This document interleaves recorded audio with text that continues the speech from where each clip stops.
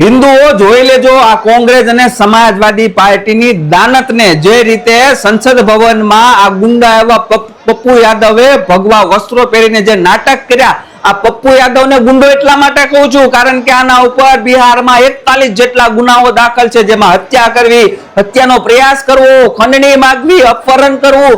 આ પપ્પુ યાદવે સંસદ ભવનમાં ભગવા વસ્ત્રો પહેરીને સાધુનો વેશ ધારણ કરીને જે નાટકો કર્યા છે અને એમાં પણ પાછા કોંગ્રેસના સમચાઓના ગોડફાધર એવા રાહુલ ગાંધી ઉર્ફે પપ્પુએ પણ સનાતન હિન્દુ ધર્મમાં ભગવાનું જે અપમાન થઈ રહ્યું હતું એમાં સાથ પુરાવ્યો. આ સમાજવાદી પાર્ટીના સાંસદોએ પણ આમાં હોશે ભાગ લીધો ભગવાનના અપમાનમાં. આ વાત સાબિત કરે છે કે આ વિપક્ષ પાર્ટીઓ રાજનીતિ માટે પોતાના સગા બાપનો પણ ઉપયોગ કરતા અચકાય એમ નથી.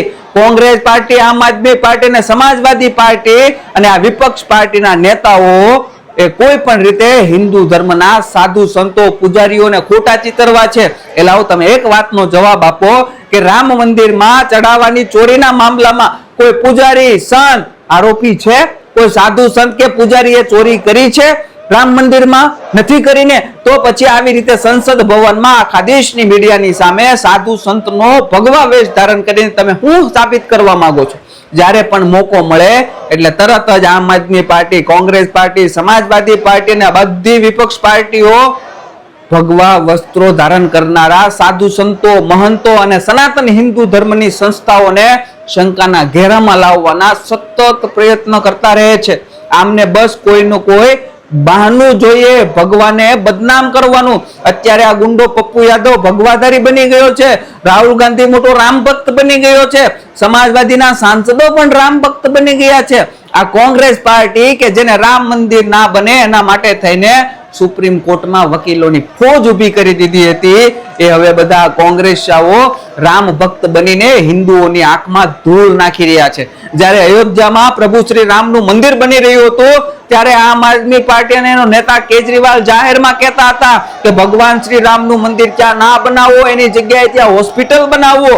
આવું કહેવા વાળો કેજરીવાલ પણ અત્યારે પોતાને મોટો રામ ભક્ત ગણાવવા લાગ્યો છે.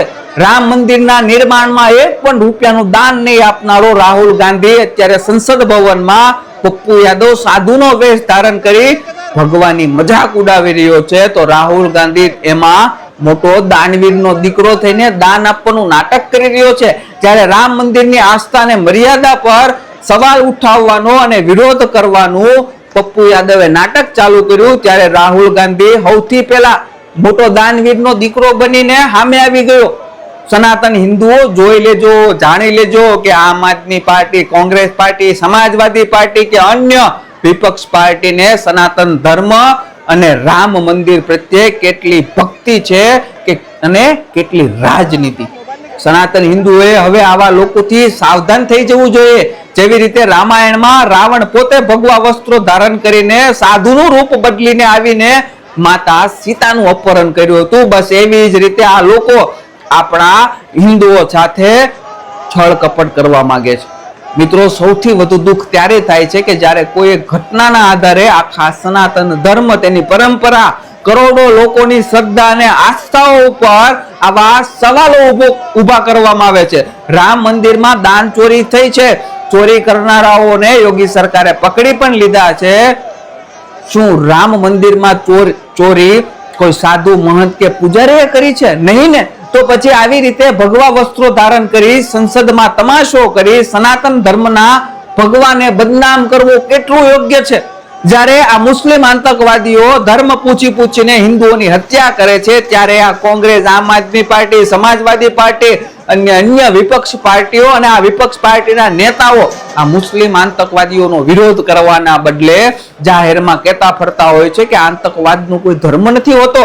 ભટકી ગયેલા યુવાનો છે આ લોકો પોતાની મુસ્લિમ વોટ બેંક સાચવવા માટે આવા પ્રકારના બહાના બતાવીને છટકી જવાનો પ્રયત્ન કરતા હોય છે.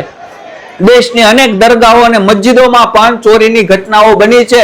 તો કેમ આ પપ્પુ યાદવ કે રાહુલ ગાંધી સંસદ ભવનમાં માથે ગોળ ટોપી પહેરીને મુસ્લિમ મૌલવીઓ કે મૌલાનાનો વેશ ધારણ કરીને એ દરગાહ અને મસ્જિદમાં થતી ચોરીનો વિરોધ કરવા માટે ન આવ્યા?